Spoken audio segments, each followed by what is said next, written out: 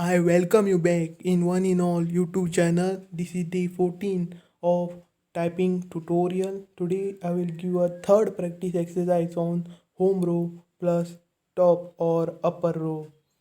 You have to type the given paragraph that is starting from do to forget for at least 35 times. You can type more than that also. While typing you should avoid the use of backspace key. At the beginning, type slowly and later on increase your speed. If possible, type the given paragraph without doing a single mistake.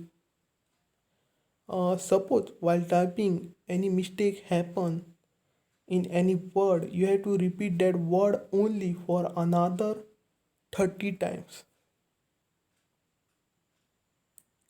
This paragraph designed by me designed by me by taking so much effort. So please do it sincerely.